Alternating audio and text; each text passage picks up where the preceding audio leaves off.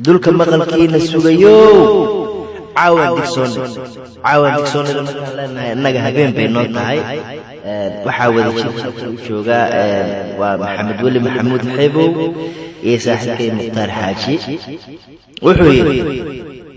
نولش ميرتا حاجة مارين هجها ماموس منفعية كسر آدم مراد علم بأمور ما هدا وعنيا محبا شليعيا حسوس بالمهنيا مسكح عباري ستيبان ديب أمدي حليا بل إرينو وحان عاود فرضونا شيكو لما قعد داية عشر بليستي دلقات كيدو بدنا مقعد هروح درمان عاشق بليستي دلقات كيدو بدنا هي شيء كلمة درمان أيو مضنيه دابع أيو سلام يا صاحبي عبد الفتاح بوكشوب أي هالكا درمان دائر بدر قصدنا وحي سلك كويسة عدد طبقة وأنكسوا من سوري قبر صاحبة انت هنقول قلت قصدنا وحان كهر مرينا يا هبك عن كم تيستي وقاش يا الشيخ انت هوسو سيدا دي هالكذا آلا بنقل سعون كرتا وحاد آلا بنقل شان قادي كرتان برد يوتيوب عوام كلبو سنتي مختار حاج سياني وحبو سيجي قجي لفاقا اينو كوحسي دونو qaybta hoose ee hadiya gooraale waxaan soo tabinay sidoo kale guji gambaleelka dhiilada sida si aad dib u hesho fariimaha wixii bogga ku soo kordho jeclayso oo tibaax lana wadaag asxaabtaada malaha dhanka afka qalaada isku wanaagsantiin aan ilaado like share and subscribe nimco waa gabadha ay haleeshay qisadan jacayl ee xanuunka iyo murugada badan hirbay ku waabariisatay kacoo toos saaka waa subaxii aad anba bixi lahayd kicitaantaye xageed u tallaabsanaysaa tale iyo turxaan bixin wadareed ayaa waxaa lagu halmaalay in ay qoyska ay ka dhalatay iyadoo u foof tagto nimco waxa ay safar ku tagtay gobolka waqooyi galbeed ee magaalada Hargeysa halkaas oo ay ugu yeereen eheladeeda si leen dibadda ah ay ugu baxdo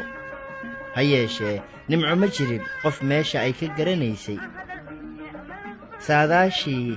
safar ee ay dhowrayeen qoysku ayaa qaadatay muddo nimco iyo eedadeed waxa ay go'aansadeen in ay iskuul tagto maadaama arrinkii uu sii seeta dheeraanayo nimco waxaa la geeyey iskuul private ah oo aan sidaa uga sii fogeyn xaafaddii ay degganaayeen halkaa oo ay waxbarashadeedii ka bilowday waayuhu hadba waxbuu kula kulmiyaa nimco waxa ay isbarteen gabar lagu magacaabo nasro oo ay daris wadaag ahaayeen nasro ma ahayn gabar deegaanka ah ee waxay xagaabax uga timi dalka Jabuuti wuxuu waayuhu kolba mar kulmiyo oo ay galab ama subax xilliyada qaar salaan booqad ay sidaa isku salaamaan nasiib darro nimco iyo eheladeedii waxaa ka dhex dhashay is-afgaranwaa xagga nolosha ah oo nimco uma ay suurtagelayn in ay hesho wax walba oo ay u baahan tahay markaad saaxiib dunida ku yeelato dee saaxiibku waa labo waa saaxiib sireed iyo sooreed labadaba nimco waxa ay saaxiib sireed ka dhigatay nasro nimco oo dareen hadlaysa ayaa waxa ay tidhi markii ay nafteeda iyadu tallamayeen kol haddaad ka hayaanto halkii aad ku dhalatay iyo hoygii aad ku noolayd hooyadaa ka dheeraato hubaal weeye inaanay hiil kuu noqonayn dad kale ha qabtiri karin baahidaada balse nimco waxay ahayd gabar karti iyo firfircooni eebba u dhaliyey oo waxay go'aansatay inay culayska ka dulqaado eeddadeed oo ay u wareegto saaxiibaddeed oo uu u dhammaaday wakhtigii xagaabaxa. maalinba maalin bay u dhiibtaa,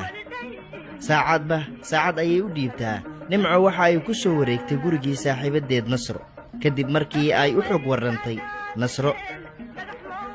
oo iyaduba aad u danaynaysay sidii ay ku heli lahayd wehel. Nasro oo iyaduba aad u danaynaysay sidii ay ku heli lahayd wehel ayaa soo dhowaysay fikirka Nimco. ugu dambayntii labadooduba waxay u safreen dalka Jabuuti. nasiib wanaag waxa ay la kulmeen xilli farxadeed oo waxaa la guursanayay gabar gacanyaro u ahayd qoyska Nasro. damaashaadka iyo dabaaldegga arooska oo layskaga yimi dhammaan deegaanada ku hareeraysan dagalkii ay markaa ku noolaayeen ayaa aad loogaga dareemayey raynraynta. Nimco iyo Nasro sidii ayay uga qayb qaateen arooskii, waxaana isla goobtaas ku wehelinayay Nasro dumaashigeed iyo wiil ay saaxiib ahaayeen. Nimco si dabacsan oo diiran ayaa loogu soo dhoweeyey, waxayna ula dhaqmeen sida gabar ay hore u yaqaaneen. Nimco magac iyo maamuus ahaan waxa ay reerka markaa ugu astaysnayd inay tahay saaxiibadda Nasro. ha yeeshee arrinta dihan ee taa ka dambaysa ayaa ah Nimco waxay ahayd shaqaale muruqeeda ku xisaabtamaysa. dulucda sheekada iyo darafka xiga waa darmaan caashiq dullaystay dulqaadkeedu badana iyo barashada hanadkii ay duni ka calmatay oo inoo xigi doonta todobyada kale. la soco habeenkan oo kale toddobaadka xiga.